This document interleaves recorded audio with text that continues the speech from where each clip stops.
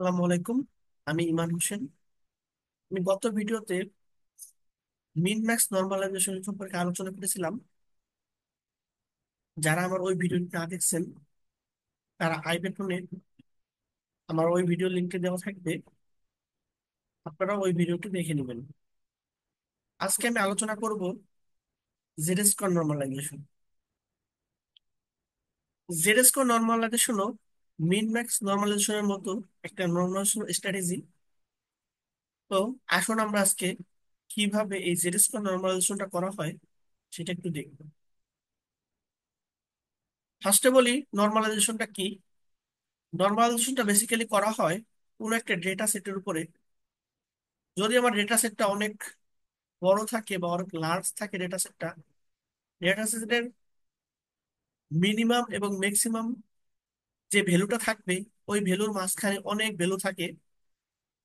আমরা এই বড় বড় ভ্যালুকে স্মল ফর্মে নিয়ে আসার জন্য নর্মালাইজেশনটা বেসিক্যালি করি।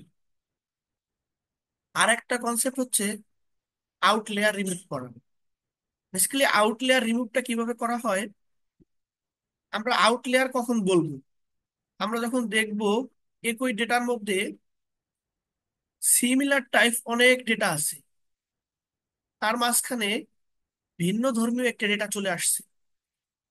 ফর এক্সাম্পল আমি যদি বলি যে আমাদের ডেটা সেটের ভিতরে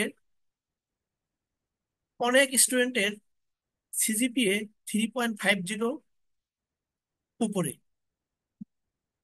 এর মধ্যে একজন স্টুডেন্টের সিজিপিএ 2.50। এই যে যে একজন স্টুডেন্টের সিজিপিএ 2.5, এটা কি আমরা বলি আউটলেয়ার। এই আউটলেয়ারটিকে রিমুভ করার জন্যই আমরা নর্মালাইজেশন করে থাকি। তো কিভাবে জেড স্কোয়ার নর্মালাইজেশনটা করা হয় সেটি আমরা আজকে দেখব। তো জেড স্কোয়ার নর্মালাইজেশনের একটা ফর্মুলা আছে। সেই ফর্মুলা হচ্ছে VI prime equal to X I minus X mean divided by standard deviation. এই এক্সআইটা মূলত কি ডিফাইন করে?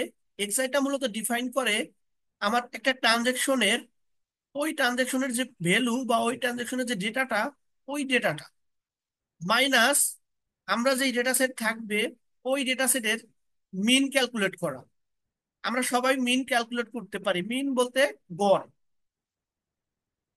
এরপর ডিভাইড বাই স্ট্যান্ডার্ড ডেভিয়েশন, আমরা স্ট্যাটিস্টিক্সে স্ট্যান্ডার্ড ডেভিয়েশন ভেরিয়েন্স ক্যালকুলেট করা শিখেছি।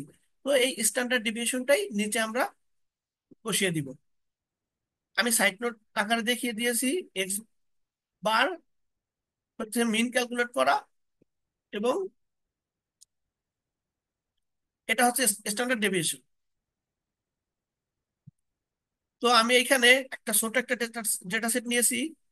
এই ডেটা সেটের মিনটা আমি ক্যালকুলেট করেছি 10 + 20 + 30 ডিভাইড বাই, যেহেতু তিনটা ভ্যালু আছে, ডিভাইড বাই 3। এটার মিনটা আসে 20, এবং স্ট্যান্ডার্ড ডেভিয়েশন √ওভার sum of X minus X bar whole square divided by N.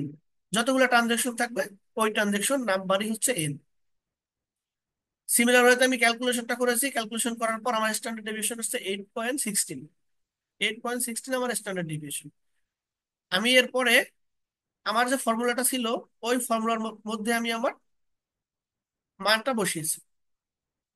First ট্রানজেকশনের ডেটা ছিল 10, সেকেন্ড ট্রানজেকশনের ডেটা ছিল 20, এবং থার্ড ট্রানজেকশনের ডেটা ছিল 30। সিমিলার ওয়েতে আমি ফার্স্ট ট্রানজেকশনের জন্য 10 - 20, 20 ছিল আমার মিনটা, ডিভাইড বাই স্ট্যান্ডার্ড ডিভিশন 8.16। এটা ক্যালকুলেট করলে আসে -1.22।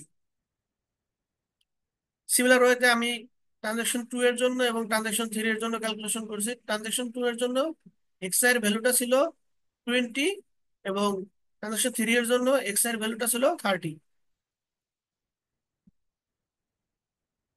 এটা ক্যালকুলেট করার পরে ট্রানজাকশন 2 এর ভ্যালু আসছে 0, এবং ট্রানজাকশন 3 এর ভ্যালু আসছে 1.22। আমরা এই থেকে বলতে পারি আমাদের যে জেড স্কোয়ারের নর্মালাইজেশনের ভ্যালু -1.22 থেকে +1.22। এই ছিল আমাদের আজকের topic, Z square normalisation. Thank you so much.